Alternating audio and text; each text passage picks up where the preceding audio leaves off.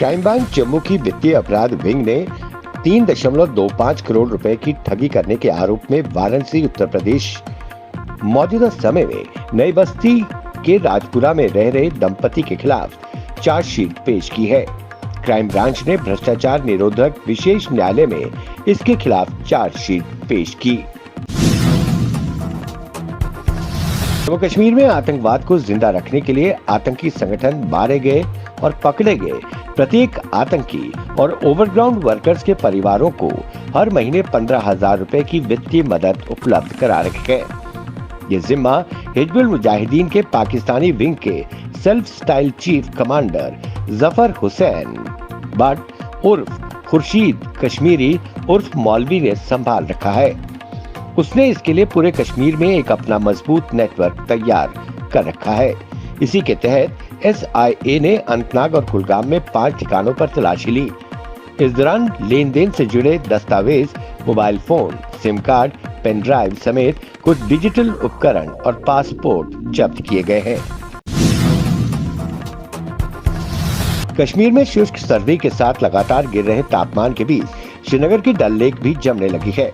श्रीनगर का न्यूनतम तापमान शून्य से नीचे -5.3 डिग्री सेल्सियस पहुंच गया है। जम्मू में भी ठंड का प्रकोप बढ़ गया है और न्यूनतम तापमान 7.3 डिग्री सेल्सियस रिकॉर्ड किया गया। मौसम विभाग के अनुसार अगले 24 घंटे के दौरान घाटी में शुष्क मौसम के बीच कड़ाके की ठंड का प्रकोप जारी रहेगा। अनुच्छेद 370 को लेकर सुप्रीम कोर्ट के निर्णय का पुनः कश्मीर ने स्वागत करते हुए कहा कि कुछ लोगों ने पिछले 75 सालों से बने भ्रम को भी न्यायालय ने दूर कर दिया है। जम्मू कश्मीर भारत का अभिन्न अंग है, इसमें किसी तरह की कोई शंका नहीं है। इसी तरह हमारा आग्रह है कि सुप्रीम कोर्ट कश्मीरी हिंदुओं के मसले पर हस्तक्षेप करे और बताए कि कश्मीर में हिंदुओं पर अन्याय हुआ है।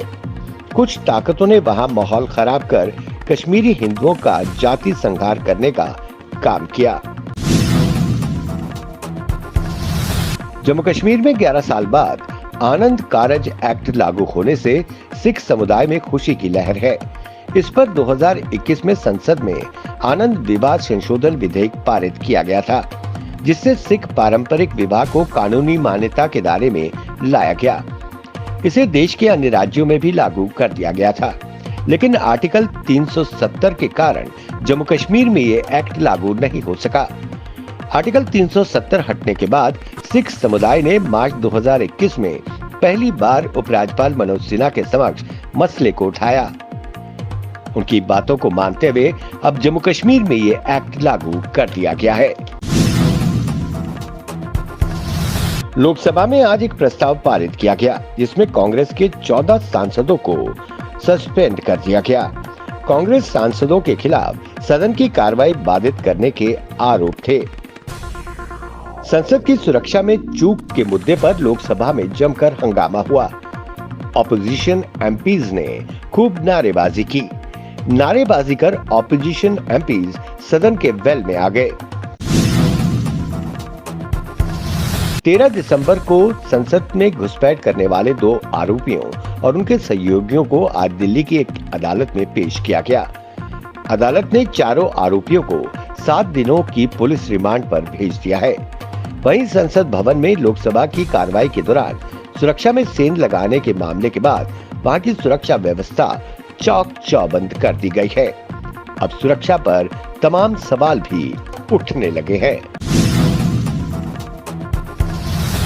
भाजपा इंचार्ज राष्ट्रीय अल्पसंख्यक मोर्चा के नेता आबिद अली यासीन चौधरी ने अन्य स्थानीय नेताओं संग एक बैठक का आयोजन किया। उन्होंने कहा कि हमारे नेता प्रधानमंत्री मोदी का नारा है कि पंक्ति के आखिर में बैठे गरीब जरूरतमंद व्यक्ति को स्कीमों का लाभ मिले। वहीं उन्होंने 370 को निरस्त करने के सुप्रीम कोर्ट के फैसले का जमकर स्वागत किया।